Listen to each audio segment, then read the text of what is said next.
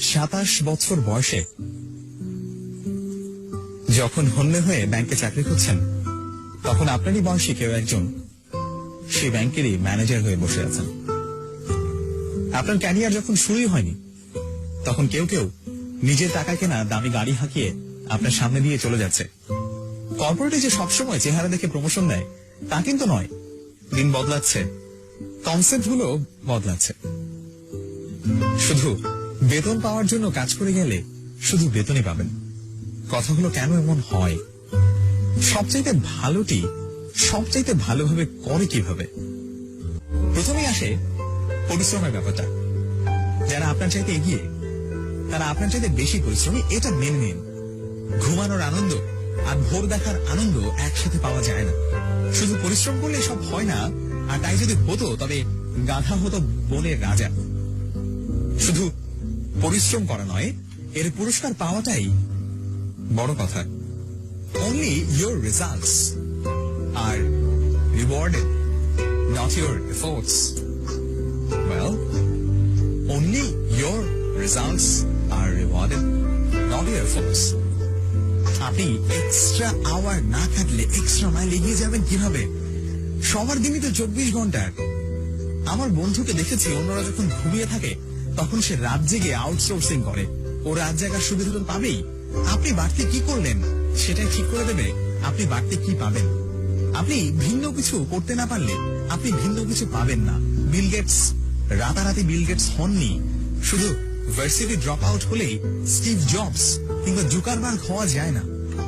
আমার মতো অনার্সে 2.74 সিজিপিএ পেলেই বিসিএস আর আইবিএ ভর্তি পরীক্ষায় ফার্স্ট হওয়া যাবে না। অল আউটলায়ার্স বইটি পড়ে দেখুন। বড় মানুষের বড় প্রস্তুতি থাকে। নজরুলের প্রবন্ধগুলো পড়লে বুঝতে পারবেন উনি কতটা স্বশিক্ষিত ছিলেন। শুধু রুটির দোকানে চাকরিতেই নজরুল হয় না, কিংবা স্কুল কলেজে না গেলেই রবীন্দ্রনাথ হওয়া যায় না। সবাই তো বই বাঁধাইয়ের দোকানে চাকরি করে, কিন্তু মাইকেল ফ্যারাডে তো হতে পারে না। বেশিরভাগই তো সারা জীবন বই বাঁধাই করে কাটিয়ে দেয়।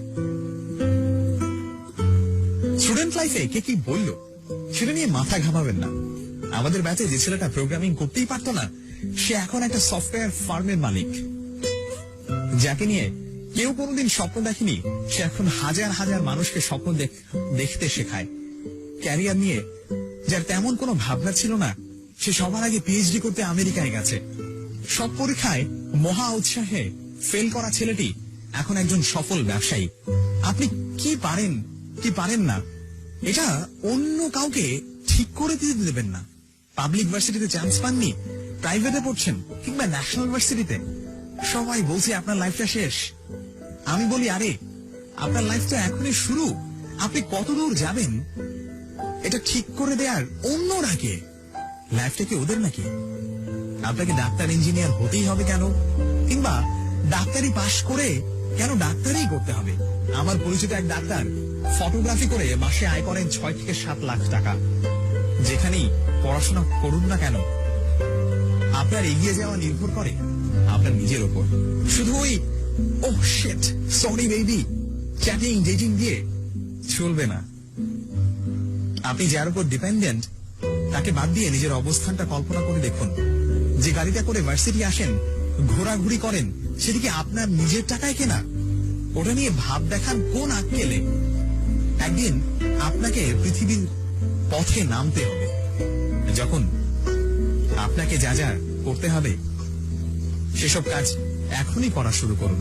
জীবনে বড় হতে হলে কিছু ভালো বই পড়তে হয়, কিছু ভালো মুভি দেখতে হয়, কিছু ভালো মিউজিক শুনতে হয়, কিছু ভালো জায়গায় ঘুরতে হয়, কিছু ভালো মানুষের সাথে কথা বলতে হয়, কিছু ভালো কাজ করতে হয়। জীবনটা শুধু হাহা হিহি করে কাটিয়ে দেওয়ার জন্য নয়। একদিন যখন জীবনের মুখোমুখি হয়ে দাঁড়াতে হবে, তখন দেখবেন পায়ের নিচ থেকে মাটি সরে যাচ্ছে, মাথায় আকাশ ভেঙে পড়ছে। স্কিল ডেভেলপমেন্টের জন্য সময় দিতে হয়। এসব একদিনে কিংবা রাতারাতি হয় না। আপনার মতো করে লিখতে হলে আমাকে কি করতে হবে? আমি আপনার মতো রেজাল্ট করতে চাই, আমাকে কি করতে হবে? এটা আমি প্রায় শুনি। আমি বলি অসম্ভব পরিশ্রম করতে হবে, no shortcuts. Sorry, sorry, no shortcuts. Reply আসে, কিন্তু পড়তে যে ভালো লাগে না। কি করা যায়? উত্তরটা একটু ভিন্ন ভাবে দেই। আপনি যখন স্কুল কলেজে পড়তেন, তখন সে সময় আপনার ফার্স্ট বয় বন্ধুটি পড়ার টেবিলে মুখ থুবড়ে পড়ে থাকতো। সে সময় আপনি গার্লস স্কুলের সামনে গিয়ে দাঁড়িয়ে থাকতেন। এখন সময় এসেছে ও ওখানে গিয়ে দাঁড়িয়ে থাকবে, আর আপনি পড়ার টেবিলে বসে থাকবেন। জীবনটাকে যে সময় চাবুক মারতে হয়, সে সময় জীবনটাকে উপভোগ করলে, যে সময় জীবনটাকে উপভোগ করার কথা, সে সময় জীবনটাকে উপভোগ করতে পারবেন না। এটাই তো স্বাভাবিক। এটা মেনে নিন। মেনে নিতে না পারলে